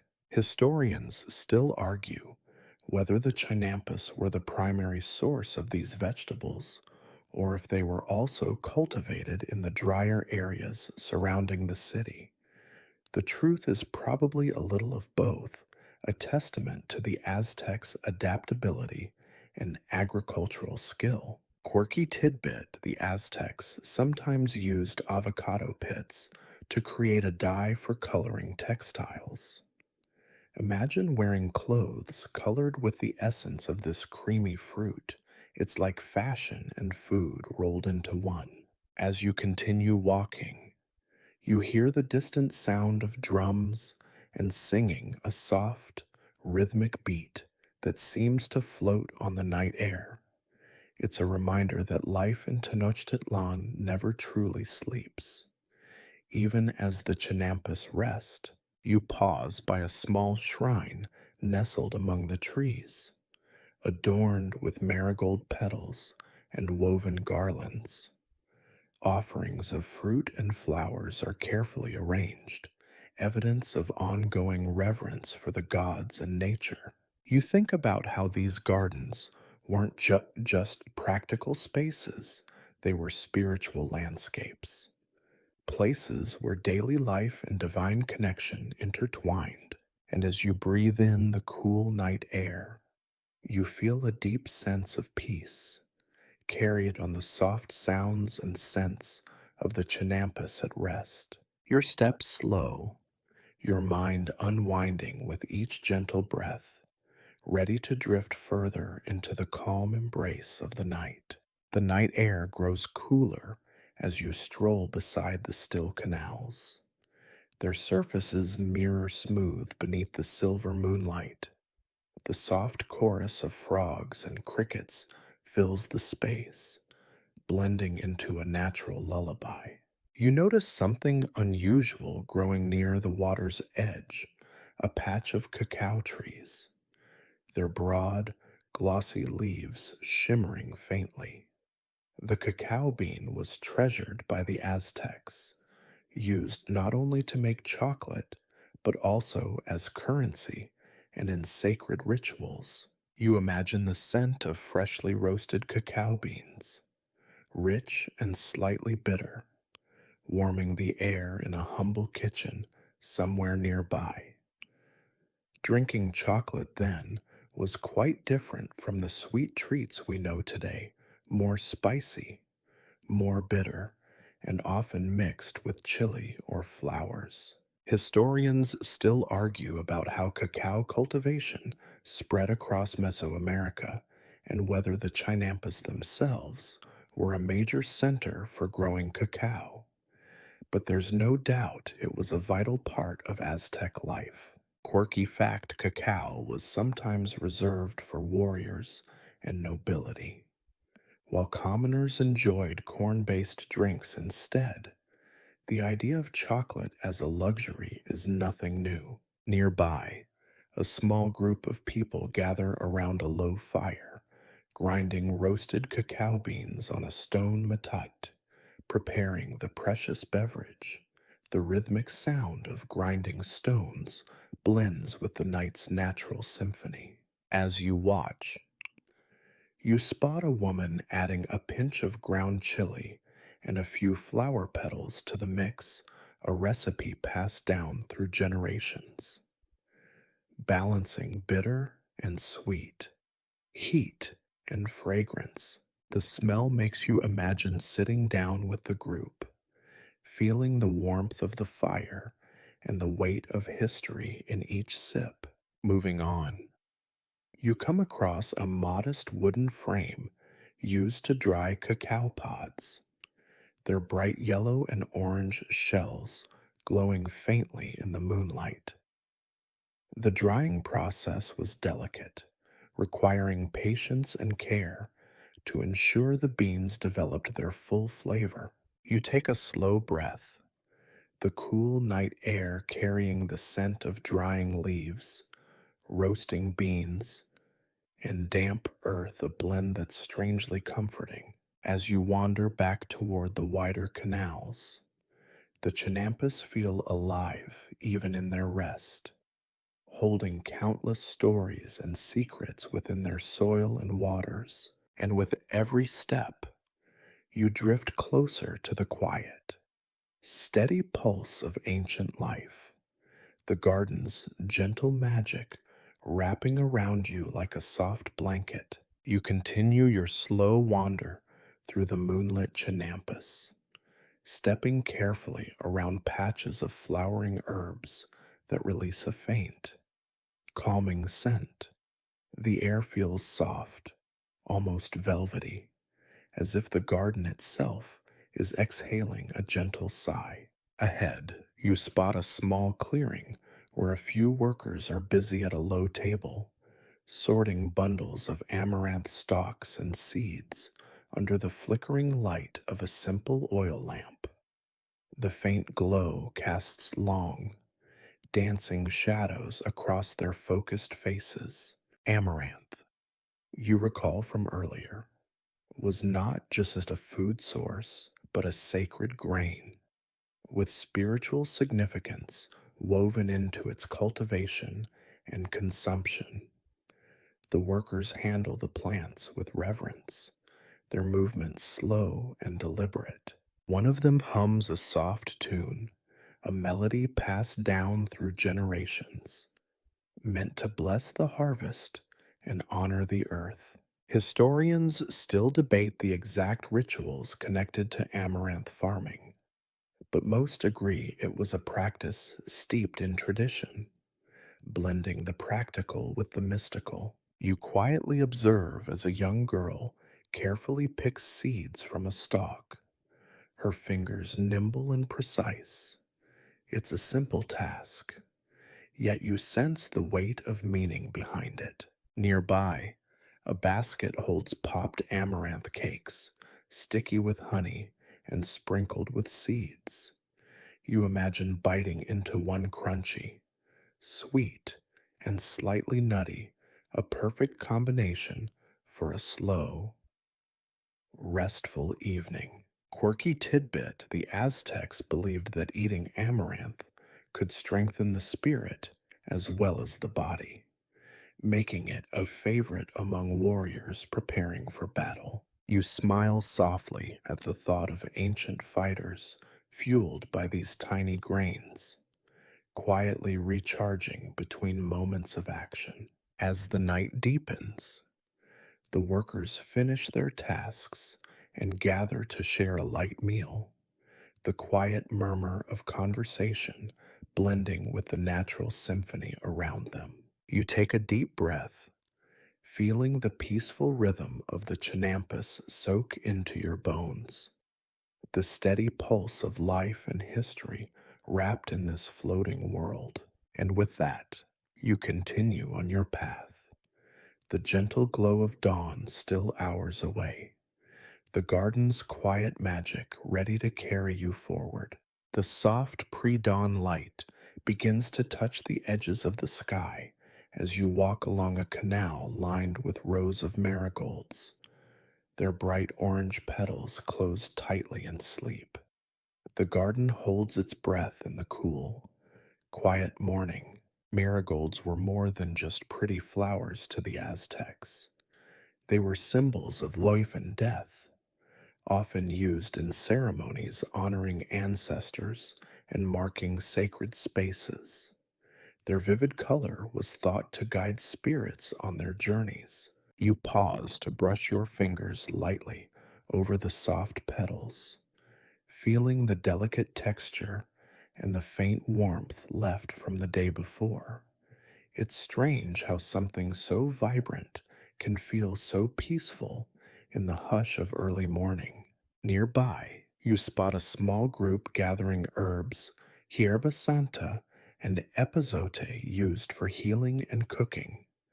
These plants were staples in everyday life, their aromas filling the air and offering comfort.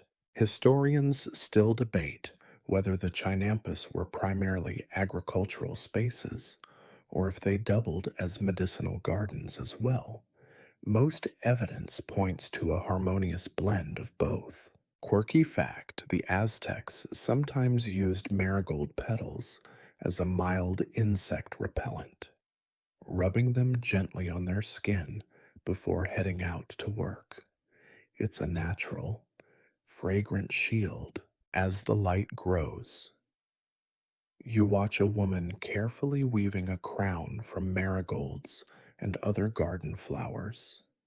It's meant for a festival, a quiet celebration of the cycles of life. You imagine the soft laughter and gentle music that might accompany such an event, the mingling of scents and sounds creating a peaceful moment in the busy lives of the gardeners. A cool breeze stirs the leaves, carrying with it the promise of a new day.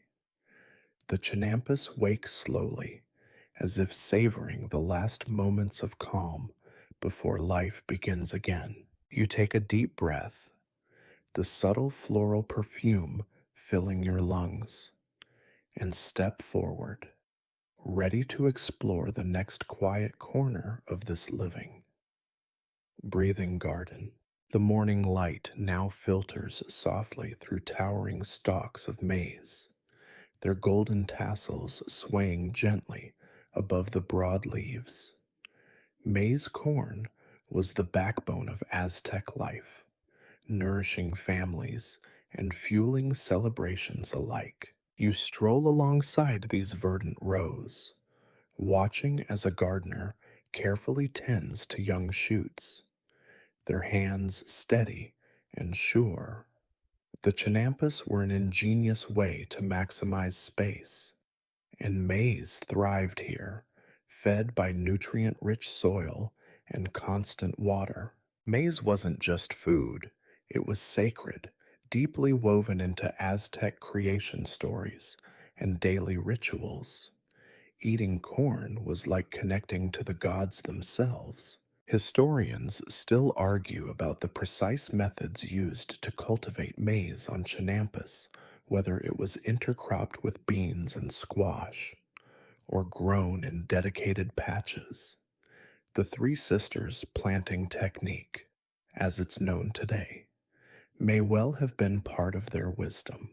A quirky tidbit: the Aztecs sometimes used maize stalks to create simple musical instruments called ocarinas, little clay whistles shaped like birds or animals. You imagine the soft, haunting tunes floating across the gardens. Nearby, children chase each other between the rows, laughing softly as they dodge between tall stalks. Their carefree play adds a quiet joy to the steady rhythm of the garden. You pause to pick a small ear of corn, its kernels plump and sweet, and pop a few into your mouth. The taste is fresh and comforting, a reminder of the simple pleasures this ancient world holds. The scent of moist earth and growing plants surrounds you, grounding you in the moment. As the sun rises higher, the Chinampas stir to life the slow, gentle heartbeat of a city built on water and green wonder. You take one last look around, feeling the peaceful pulse of the gardens settle deep inside you, ready to carry you softly onward.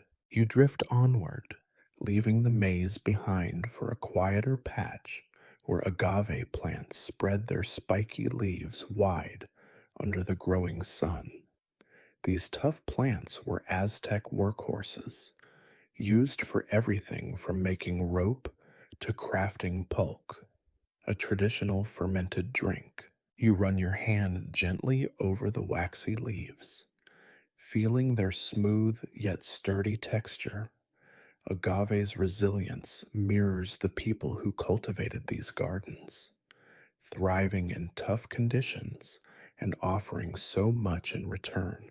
Pulque was more than a simple beverage. It had sacred significance and was often consumed during religious ceremonies and communal gatherings. Historians still argue about how widely pulque was enjoyed across different social classes, but its cultural weight is undeniable. Quirky fact: some agave plants could live for decades before flowering, earning them the nickname century plants. Even though they typically bloom after around 10 years, imagine waiting that long for your big moment. Nearby, a small group of workers harvests agave fibers, separating them with practiced hands. The fibers were twisted into ropes, woven into cloth, or used to make brushes and sandals. You watch a child attempting to mimic the careful movements, her fingers clumsy but determined. A soft chuckle escapes you, recalling your own early attempts at any new skill. As you wander deeper, the scent of fermenting agave fills the air, a faint, sweet tang mixed with earth and sun. It's oddly comforting, like the smell of bread baking in a quiet kitchen. The garden around you seems to pulse with quiet industry, every plant and person contributing to a larger rhythm of life. You pause to close your eyes and breathe deeply, letting the warmth of the sun and the soft rustle of leaves lull you into a gentle calm. And with that calm settling in, you take another step forward, ready to discover the next secret held by these ancient floating gardens. The garden's quiet hum carries you toward a cluster of papaloquelite plants, their jagged leaves fluttering gently in the breeze. This wild herb, with a flavor somewhere between cilantro and arugula, was a favorite seasoning in Aztec kitchens. You pause to pick a few leaves, crushing them lightly between your fingers and inhaling their sharp, fresh aroma. Papalocolite was often added to stews and sauces, giving a lively punch to everyday meals. Historians still debate whether papaloquelite was cultivated deliberately or simply gathered from wild patches near the Chinampas. Either way, it was an essential ingredient in the Aztec culinary palette. Quirky tidbit papaloquelite was believed to have medicinal properties, including easing stomach aches and promoting digestion, a handy little helper for heavy feasts. Nearby, a small fire burns softly, smoke curling upward as a cook tends to a clay pot simmering with beans, chilies, and herbs. The rich smell of food mingles with the fresh garden scents, a cozy invitation to linger. You imagine the simple pleasure of sharing such a meal with friends, the warmth of the fire and the laughter blending into the gentle rhythm of the garden. A child nearby is weaving a tiny basket from reed strips, their fingers deft but still learning. You watch, smiling at the small triumphs found in these quiet moments of creation. The Chinampas feel alive with these little details, the herbs, the food, the crafts, all weaving together to create a softly beating heart of ancient life. As the sun climbs higher, the day promises to unfold slowly and kindly here, with stories whispered in every leaf and every breath. You take a final, deep breath of the garden's fragrant air and step forward, carried gently by the rhythm of this floating world. As you wander further, the scent of wet earth and blooming flowers leads you to a quiet corner where sacred mushrooms, teonanacatl, meaning flesh of the gods, grow in shaded patches. These fungi played a mysterious and important role in Aztec rituals. You crouch down to look closer, noticing their small caps and delicate stems, thriving in the moist Chinampa soil. While they're associated with spiritual ceremonies, historians still argue about the exact nature and extent of their use. Quirky fact, some scholars suggest the Aztecs believed these mushrooms allowed temporary glimpses into other worlds, a gentle escape from daily life. You imagine a quiet ceremony, soft chanting, and the slow passing of time.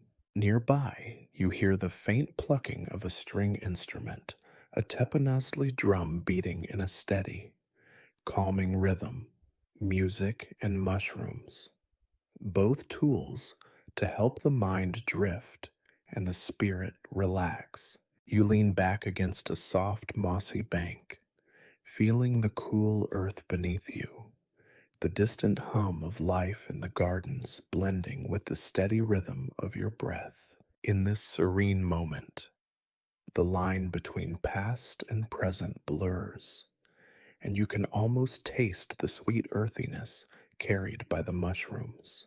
The gentle sounds around you, the birds, the water lapping softly at the canal's edge, wrap around you like a warm, familiar blanket. You close your eyes for a moment, letting the calm settle deeper, carried on the soft pulse of the Chinampus's breath. And with this quiet peace, you prepare to continue your slow journey through the living history floating on water. Your footsteps slow as you approach a wide patch where papaya trees spread their umbrella like leaves, casting soft shadows on the water below. The fruit hangs heavy, glowing golden in the morning light. Papayas were a valued treat for the Aztecs, not just for their sweet, juicy flesh, but also for their seeds, which were used as a pepper substitute in medicine. The garden seems to hum softly with the promise of sweetness. You gently pluck a ripe papaya, feeling its smooth skin warm from the sun, and slice it open, revealing its vibrant orange interior dotted with shiny black seeds. The taste is fresh and mellow, a gentle balm to the senses. Historians still debate how papaya was first introduced to the Chinampas, whether it was native or brought through early trade, but its presence is undeniable in Aztec diets. Quirky fact, the seeds were sometimes dried and ground into a powder for digestive remedies. So the whole fruit, peel to seed, had a role in daily life. Nearby, a gardener tends to a small hive of stingless bees, which produced a prized honey used both for food and sacred offerings. You catch the faint buzz of wings and the sweet scent of honey mingling with papaya's aroma. You imagine the slow, deliberate work of harvesting honey without disturbing the delicate balance of the hive, a gentle dance of respect between human and nature. The Chinampas feel alive with these interconnected stories of fruit, bees, healing, and nourishment, each element part of the greater whole. You take a slow breath, the sweet, floral scents filling your lungs, and step quietly onward, cradled by the garden's enduring calm. The gentle lapping of water draws you toward a quiet stretch lined with willow trees, their slender branches dipping gracefully into the canal.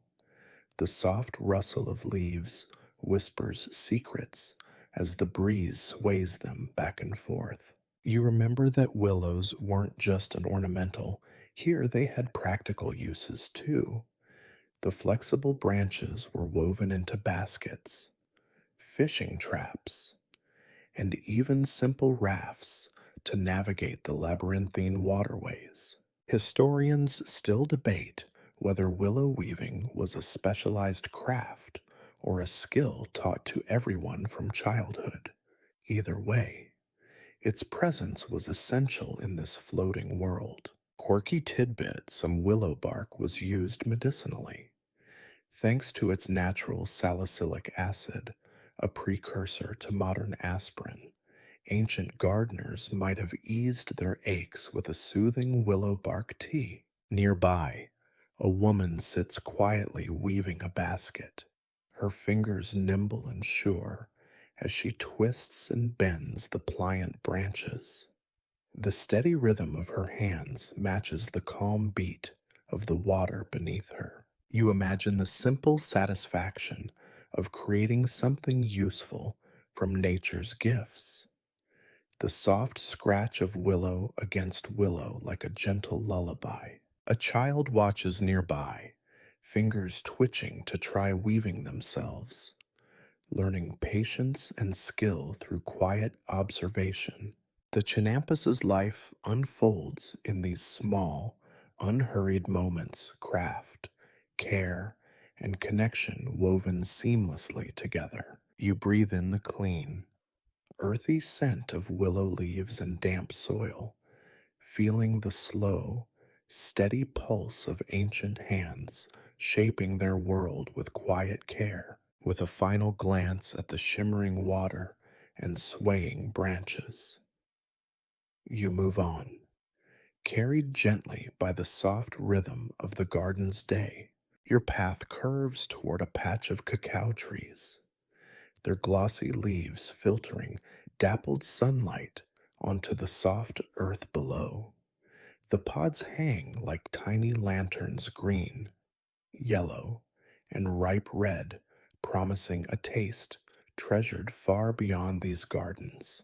Cacao wasn't just a treat for the Aztecs, it was currency, medicine, and the drink of gods. The thick, bitter chocolate beverage they made was often mixed with spices and honey, a luxury reserved for nobles and priests. You gently brush your fingers over a ripe pod, imagining the long process of harvesting, fermenting, and roasting the beans. It's a quiet ritual filled with care and reverence. Historians still argue about how cacao was first introduced to the Chinampas and whether it was cultivated there or traded in from tropical lowlands. Either way, it became central to Aztec life. Quirky tidbit cacao beans were sometimes used as units of currency, like little brown coins. Imagine paying for your daily market goods with a handful of beans. Nearby, a pot simmers with a fragrant blend of ground cacao, chili, and spices, filling the air with an earthy, spicy aroma. You imagine the gentle steam rising, a soft invitation to savor the moment. A young apprentice watches an elder carefully stir the pot, learning the secrets of this sacred drink. The quiet focus between them feels like a passing of ancient wisdom. The Chinampas feel alive with these small traditions trade, craft, ceremony, each a gentle thread in the fabric of life. You breathe deeply, the rich scent of cacao mingling with the moist earth and warm sun, and move forward, carried by the garden's slow, steady heartbeat. You glide toward a quieter part of the Chinampas, where clusters of chili pepper plants grow low and dense, their small fruits glowing red and green like scattered embers. Chilies added a spark to Aztec cooking, but here they seem to hold a softer charm. The gardeners handle the peppers gently, knowing their heat could surprise. Chilies were not just flavor, they were medicine, thought to improve circulation and warm the body. Historians still debate whether the Aztecs preferred their chilies mild or fiery, but most agree these peppers played an essential role in everyday meals. Quirky tidbit chilies were sometimes rubbed on the skin as a remedy for aches, their heat serving as a gentle distraction from pain. Think of it as an ancient version of a warming balm. You watch as a child cautiously picks a tiny chili, holding it delicately before popping it into their mouth and immediately scrunching their face in surprise, a timeless reaction. Nearby, a pot bubbles with a rich chili sauce, its spicy aroma mingling with the fresh earth and floral scents around you. You breathe in the warmth carried on the air, the gentle fire mingling with the peaceful rhythm of the garden's life. The Chinampas feel alive with these small contrasts, the fiery and the calm, the sharp and the soft woven together in a delicate balance. With a slow smile, you step quietly onward, cradled by the garden's enduring calm and subtle spice. You wander toward a tranquil stretch where tall reeds sway softly in the breeze, their slender stalks bending gracefully over the water's edge. These reeds weren't just part of the scenery, they were vital building materials. The Aztecs skillfully wove reeds into mats, roofs, and even boats called canoes, essential for navigating the maze of waterways surrounding Tenochtitlan. The sound of water lapping against these reed vessels must have been a constant, soothing presence. Historians still debate the exact techniques used in reed boat construction, but it's clear they were sturdy enough to carry people, goods, and even small animals. Quirky tidbit: some reed mats were scented with herbs like copal or palo santo to keep away insects and add a gentle fragrance to homes and sleeping areas. You watch a craftsman delicately weaving reeds, his fingers nimble and steady. The repetitive motion seems almost meditative, syncing with the soft rhythm of the water and wind. Nearby, a family rests on woven mats, sharing quiet conversation and the slow, easy warmth of a midday sun. The Chinampas pulse with these small, everyday moments craft, family, and connection gently unfolding in the embrace of nature.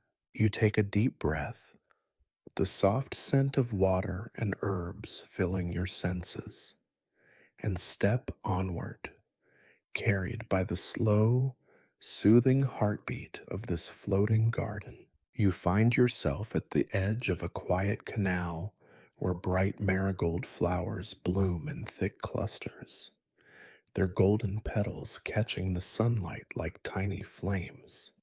Marigolds, or cempasúchil, were deeply symbolic in Aztec culture, often used in ceremonies to honor ancestors.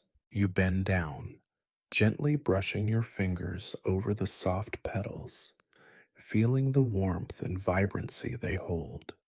Their scent is faint but sweet, like a whisper of sunlight carried on the breeze.